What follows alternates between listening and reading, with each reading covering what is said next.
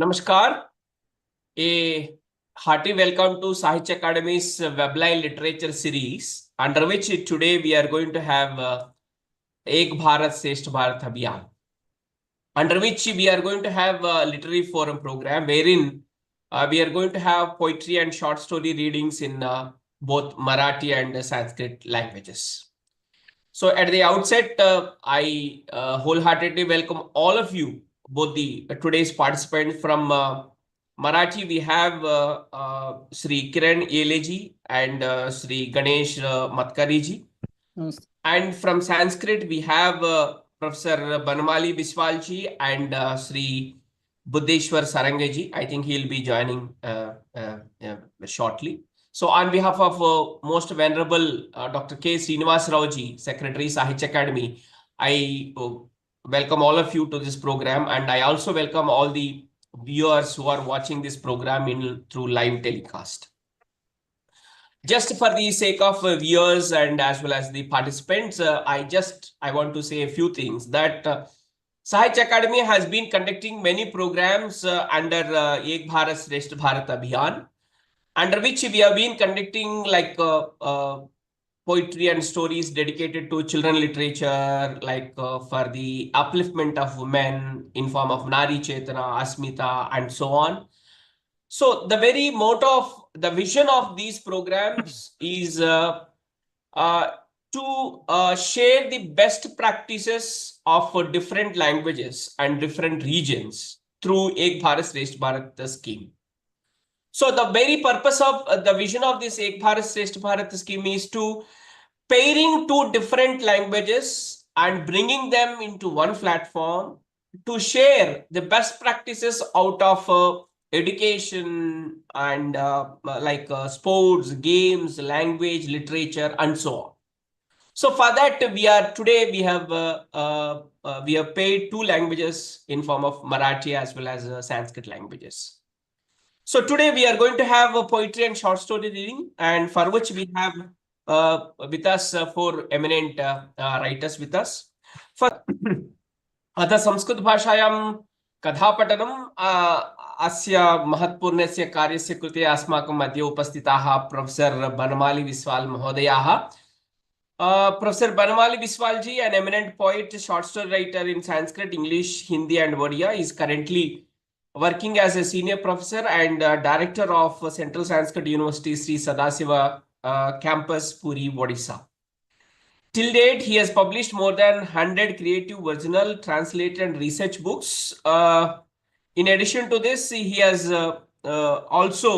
edited and written more than 180 research papers and 70 book reviews and 20 books and so on. And he has participated more than 200 national, international seminars and conferences so far. And for all his literary contribution, he has been awarded by many reputed literary organizations like Delhi Sanskrit Academy, Uttar Pradesh Sanskrit Sansthan, Bharatiya Bhasha Parishad, Kolkata, Hindi Sahitya Sammelan, Allahabad, and so on. With these few words, may I request Professor Banmali Biswalji to kindly present his story, first in Sanskrit, followed by its essence, either in Hindi or English. Professor Banmali Biswalji. साहित्य अकादम्याः webline साहित्य श्रृंखलायाम् एकं भारतं श्रेष्ठं भारतम् इत्येतद् अन्तर्गतं साहित्यिक मंच कार्यक्रमे उपस्थितानां तत्र भवतां समेषां हार्दं स्वागतं व्याहरामि. समन्वयकाः डॉक्टर एन सुरेशबाबु महोदयाः, अन्ये च मराठी संस्कृत कवयः. मम कथायाः शीर्षकमस्ति चम्पी. पत्रपुर चतुष्पथं चतुः पार्श्वेषु प्रसृताः चत्वारः पन्थानः. एवं प्रतीयते स्म यथा सरलरेखाद्वयं परस्परं विच्छेद्य चतुरः समकोणान् सृजति. जातीय राजपथस्य उभये पार्श्वे मुखरिता काचित् क्षुद्रा विपणि. तत्र च आधिक्यं चाय ताम्बूलापणयोः. ततः परं भोजन उपाहारगृहयोः विशिष्य ट्रक् चालकानां कृते उद्दिष्टं मुक्ताङ्गनं भोजननिलयं, यत्र भोजनैः साकं मद्यमपि मुक्ततया परिवेश्यते। एकश्च औषधालयः डॉक्टर अनुपमा महान्तेः चिकित्साकेन्द्रं।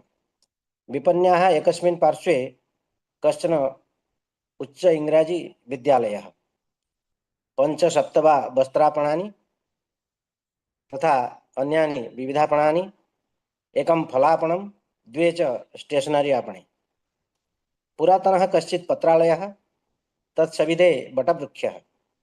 वटवृक्षस्य चतुःपार्श्वे नवनिर्मितं प्रस्तरपीठं, यस्योपरि विराजते तरां तारिणी देवी, तत्रत्या प्रत्यक्षदेवता, यस्याः पीठोपरि एका मंजूषा स्थापिता अस्ति मन्दिरनिर्माण सहायतार्थं। देवी स्थाने दृश्यते एकं सिन्दूरजर्जरितं प्रस्तरपिण्डम्। अकस्मात् आगताः साधवः, सन्तः, योगिनश्च अस्य वृक्षस्य अधः विश्रामकामाः रात्रौ तिष्ठन्ति। इयमेव पत्रपुरविपण्याः संक्षिप्ता भौगोलिकी स्थितिः, ऐतिहासिकी च पृष्ठभूमिः। पत्रपुरग्रामस्य पूजको ब्राह्मणः नरिमिश्रः प्रत्यहं प्रातः उत्थाय स्नानादिकं समाप्य सर्वप्रथमं प्रस्तरमज्याः तस्याः तारिणीदेव्याः ध्यानार्चनार्थं तत्र आगच्छति। सूर्योदयात् प्रागेव सः एतद् देवसेवाकार्यं समापयति। प्रथमतः प्रस्तरखण्डस्य स्नानम्, अनन्तरं चन्दनसिन्दूरलेपनं, पुष्पार्पणं, ततः किञ्चित् भोगनैवेद्यम्। देव्यै प्रसादरूपेण किं समर्प्यते इत्येतत् न कोऽपि जानाति। कदाचित् जानीयात् सः मार्गकुक्कुरः, यः नरिमिश्रस्य पूजाकर्मणि चिरसहचरोऽस्ति। देवीसेवाकाले सः कुक्कुरः तत्रैव लाङ्गुलचालनपूर्वकं भूमौ लुठति। अकस्मात् यदि कश्चित् अन्यः कुक्कुरः तत्र आयाति तर्हि सः तं समस्तशक्त्या आक्रामति। देवी तारिणी नूतनपीठम् अन्विष्यन्ति अत्रैव आगता वर्तते इति नरिमिश्रस्य अभिमतम्। एतद्विषये नरिमिश्राय स्वप्नादेशो अभवत्। ततः नरिमिश्रस्य वचनानुसारं ग्रामवासिभिः विपणिवणिक्भिश्च एतत् प्रस्तरपीठं निर्मापितम्। आगामिनि वर्षे तस्याः मन्दिरं निर्मापयिष्यते इति उक्त्वा तत्रत्य युवकसङ्घस्य युवानः वंशखण्डेन जानानि अवरुद्ध्य चन्दां सङ्गृह्णन्ति। मातुः तारिण्याः मन्दिरं भविष्यति, तत्र विरोधस्य धृष्टतां को वा आचरिष्यति। पत्रपुरजनाः एवं मन्युते यत् यस्मात् दिनात् देव्याः तारिण्याः पत्रपुरचतुष्पथे शुभाविर्भावः, ततः परम् अनुदिनं विवर्धते पत्रपुरविपन्याः श्रीः समृद्धिश्च। जातीयराजपथस्य उभयपार्श्वे प्रतिदिनं कस्यापि नूतनापणस्य उद्घाटनं दृष्टिपथम् आयाति। रामनवमी प्रभातात् प्रागेव जलपात्रं पुष्पादिकं च आदाय पीठोपरि आगच्छन्नेव नरिमिश्रः आश्चर्यचकितो अभवत्। पीठोपरि असहायावस्थायां लुठति कश्चित् नवजातः शिशुः। नरिमिश्रस्य चित्कारं श्रुत्वा तत्र एकत्रीभूताः केचन अन्ये च अपरिपक्वनिद्राः जनाः। समस्वरेण सर्वेषाम् एकैव जिज्ञासा, कस्यायं शिशुः? का च चण्डाला अत्र स्वपापगर्भं विसृज्य गतवती? कश्चायं युगः पापमयः आगतः?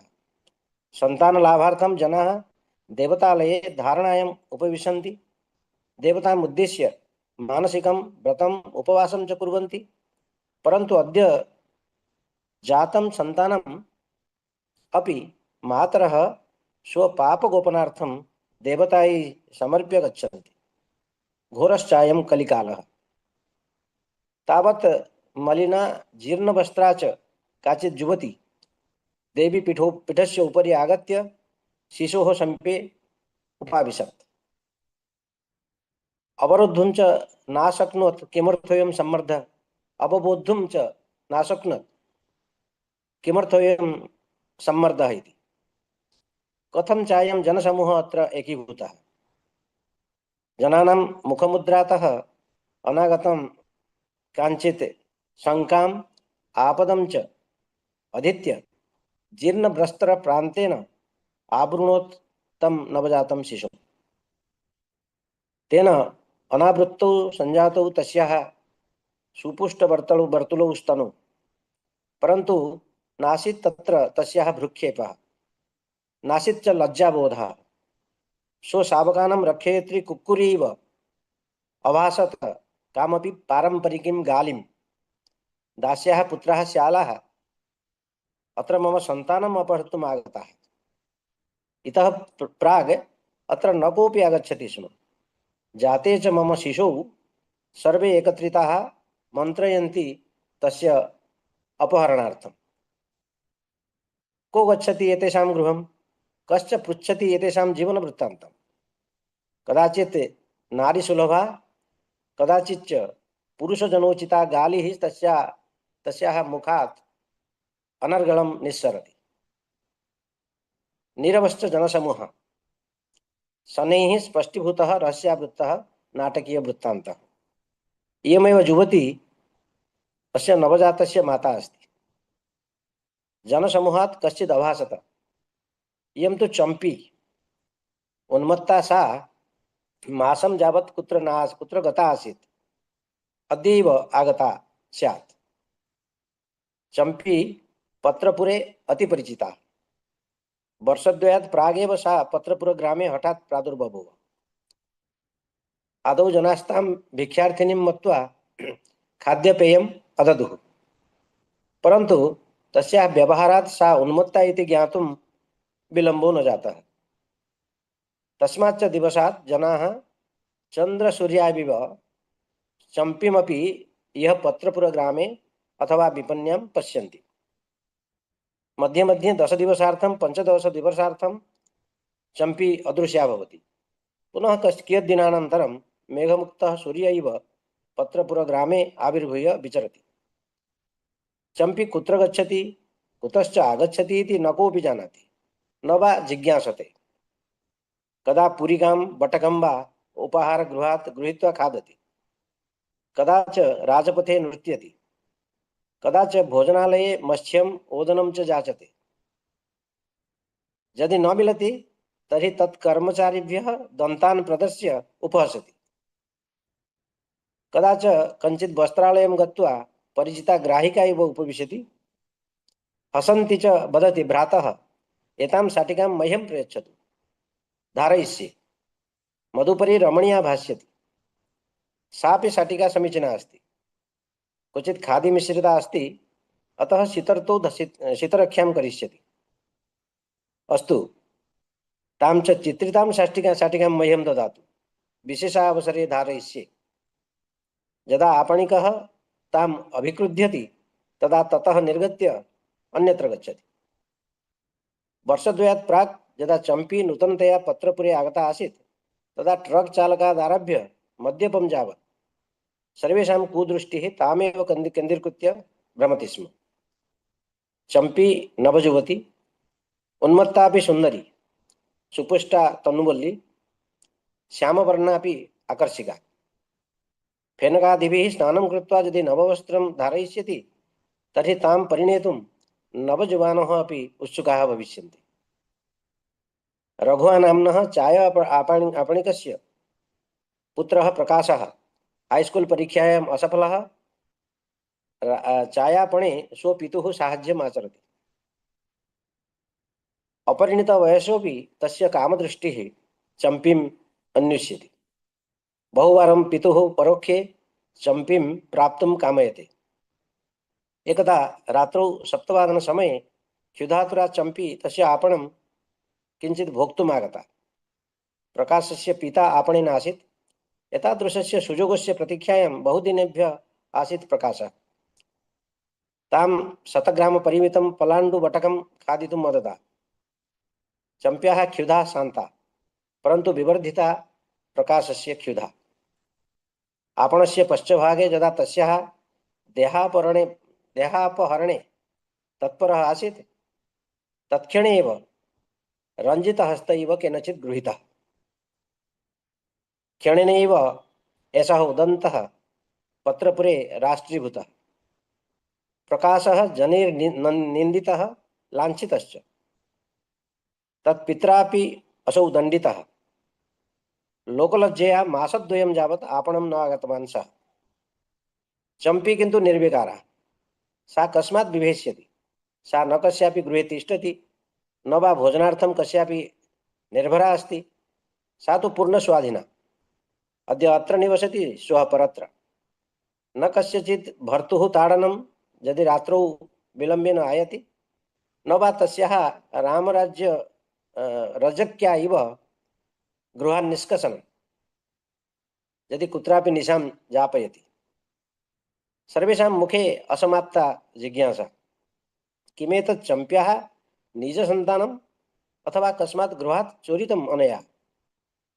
यदि अपरस्य सन्तानं स्यात् तर्हि स्तन्यपानं कथं कारयेत्? षण्मासान् यावत् चम्पी अत्र पत्रपुरे नासीत्। यदि अभविष्यत् तर्हि किं सा अवदिष्यत् यत् सा जननी भवितुं गच्छति इति? कदाचित् सा स्वयमपि न जानीयात् तस्याः मातृत्वसूचनां। चम्पी गर्भपातं किमर्थं न अकरोत्? डॉक्टर अनुपा महान्ती तु प्रसूतिविशेषज्ञा अस्ति। प्रतिदिनं किमपि गर्भपातवृत्तान्तम् आगच्छति तत्सविधे। यदि चम्पी आगता स्यात् तर्हि कदाचित् विनामूल्येनापि तस्याः पापगर्भस्य गर्भपातम् अकरिष्यत् अनुपा महान्ती। सम्मर्दाच्च कस्यचित् अस्पष्टोक्ति आसीत्। गर्भे किं पापं किं वा पुण्यं कथं वा जानीयात् चम्पी? सा एतदपि न जानाति यत् तस्याः जातसन्तानस्य कोऽस्ति जनकः। चम्प्याः एतादृशेन उपेक्षापूर्णव्यवहारेण जनाः रुष्टाः अभवन्। विरक्त्या च कश्चित् अवोचत्, इयम् उन्मत्ता अत्र नाटकं रचयति। कुत्र किम् आचरितम्? अस्माकम् अवमाननार्थम् अत्र उपस्थिता अस्ति। दयां प्रदर्श्य अस्माभिः आश्रयः दत्तः, इयं किन्तु संसारं वर्धयितुं प्रयतते। यदि किमपि अधिकं कालम् अत्र स्थास्यति तर्हि नूनं सा पत्रपुरं वेश्यालये परिवर्तयिष्यति। एवम् अग्रे च उपसर्प्य आक्षेपमुद्रायां कश्चित् अपृच्छत्, अरे पुंश्चली, कस्यायं शिशुः? मम, निर्भीकतया मातृत्वं निवेदयत् चम्पी। कोऽस्त्यस्य जनकः? सक्रोधम् अपृच्छत् आक्षेपकः। त्वं, चम्प्याः सहजम् उत्तरम्। समवेताः सर्वे उच्चैः अहसन्। जिज्ञासु युवकः लज्जया आर्द्रः अभवत्। अग्रे वक्तुं तत्सविधे शब्दा एव नासन्। जनेभ्यो दृष्टिं चोरयित्वा पलायितुं प्रारभत। एतावतां जनानां समक्षम् असत्यमपि अचिरात् सत्यं भविष्यति। समवेता जनता पृष्ठं प्रदर्श्य स्वगृहमार्गम् अन्वसरन्। अत्र कोऽपि सन्देहः नास्ति यत् चम्पी अस्यामेव पत्रपुरविपण्यां कस्यचित् सहोदरस्य दयया माता अभवत्। अतः किञ्चित् नेतृत्वं प्रदर्श्य कोऽत्र अस्य पापगर्भस्य पिता भविष्यति? आम्। बहुत सुन्दरं महोदयः। यदि शक्यते चेत् तस्य कथायाः सारांशः हिन्द्याम् अथवा अंग्रेजी भाषायां। हिंदी भाषया किञ्चित् वदामि। जी। चम्पी एक विक्षिप्त महिला की कहानी है जो इस स्वार्थी समाज की शोषण प्रवृत्ति को दर्शाती है। पत्थरपुर में चम्पी की उपस्थिति ने एक अजीब सा वातावरण बना दिया था। वह किसी न किसी रूप में चर्चा का विषय बनती रही। हर कोई उसे पागल ही मानता था और उनके बारे में तरह तरह की बातें बनाई जाती थी। लोग उसे इसलिए दुत्कारते थे क्योंकि वो उनके सामाजिक मानदंडों में मानदंडों से बाहर थी और उनकी आंखों में उसकी कोई खास जगह नहीं थी।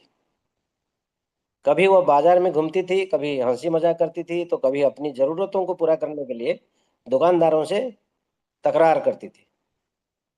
उसके जीवन में कोई स्थिरता नहीं थी, न ही कोई परिवार और न ही कोई निश्चित धारा।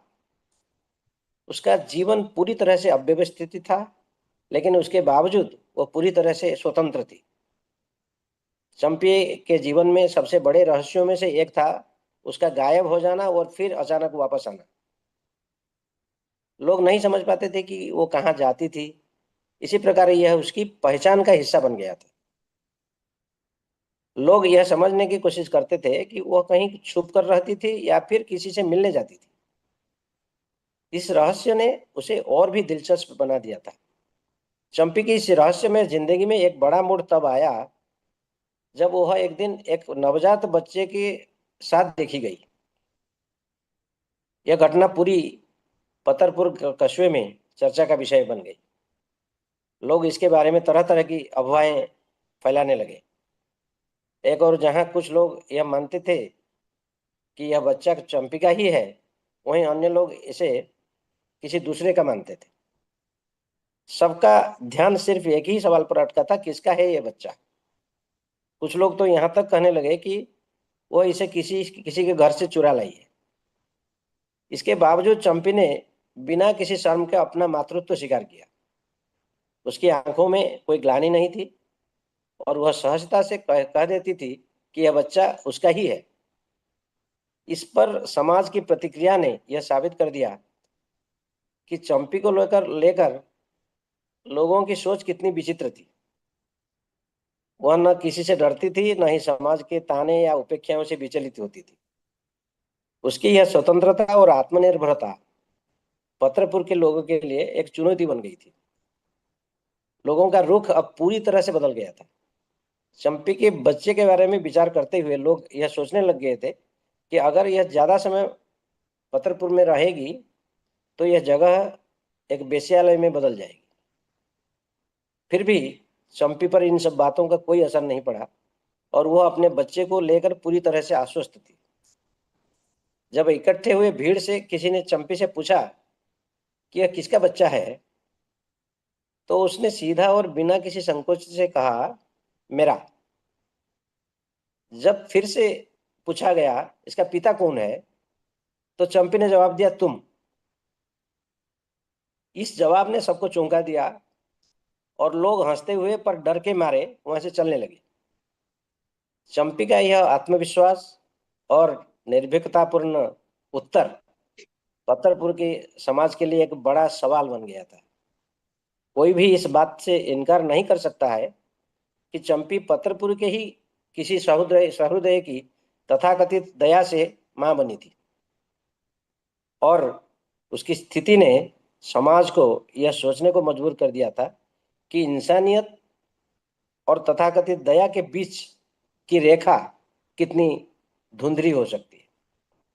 बस यही सार है इस कथा बहुत का। बहुत बहुत सुंदर महोदय, आपने बहुत एक सुंदर, अच्छे बहुत सा मैसेज के साथ आपने बहुत अच्छा सा कथा प्रस्तुत किया है, जिसके लिए मैं बहुत आभारी हूँ महोदय। जय